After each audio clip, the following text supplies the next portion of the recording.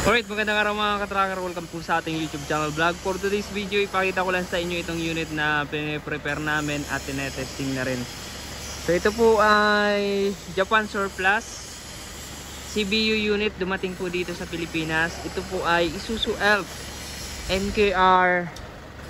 Ayan po yung itsura niya, double cab with cargo drop side and boom crane. Silipin po natin para magkaroon po kayo ng idea and reference sa ganitong unit. So ito po ay merong gross weight capacity na 4,200, net capacity naman na 2,100. 3 passenger, hindi po yan 3. Papalitan pa po namin yan kasi meron pa po itong masasakyan sa likod. Ito po yung double cab. Medyo malikabok pa, madumi pa, pero i-detailing po namin yan. Ayan po yung itsura niya. So ito mga ka-tracker, dumating to sa amin, wala pong boom crane.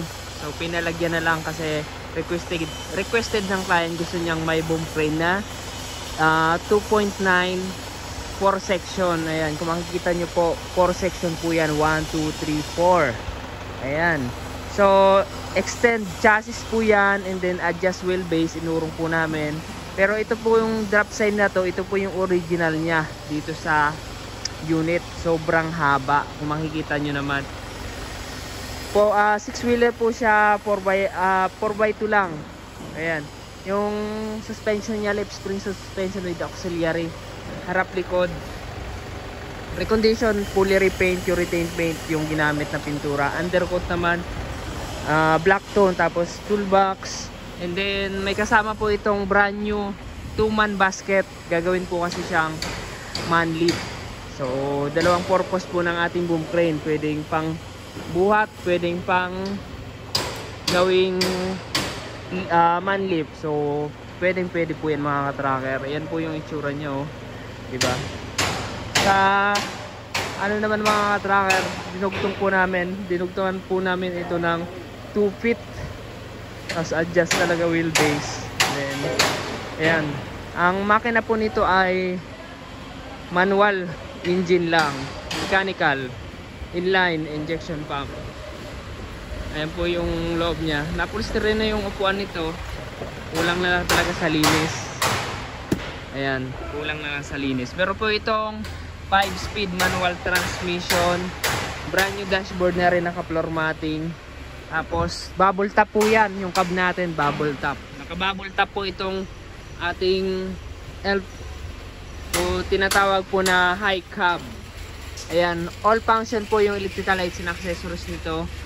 Ayan, so ang tinakbo ng truck na to ay nasa,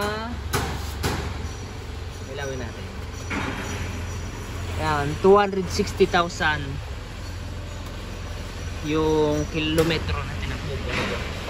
So ayan, makikita nyo, all goods na yan. Surplus Japan, 5 stud. Ayan, tubeless po siya. Ayan po yun. May plaka na nakarehistro.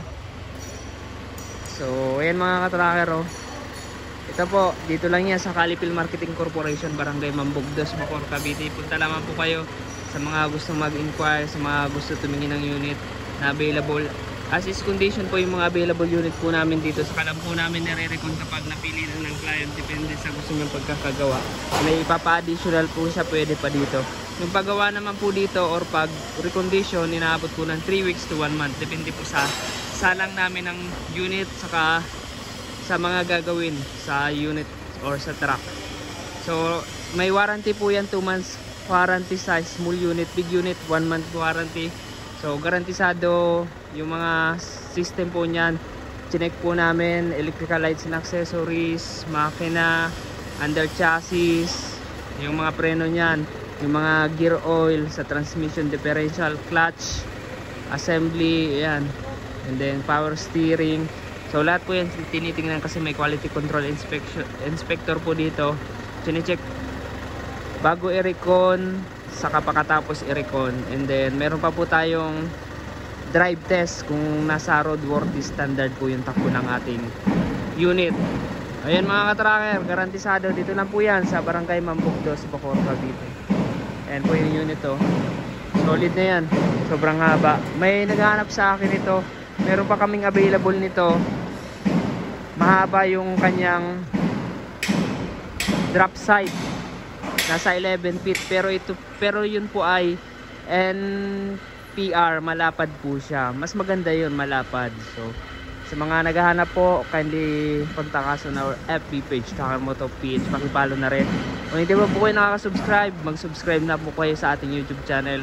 Like and share na lang po. Yun lamang po at maraming salamat. God bless. Bye bye.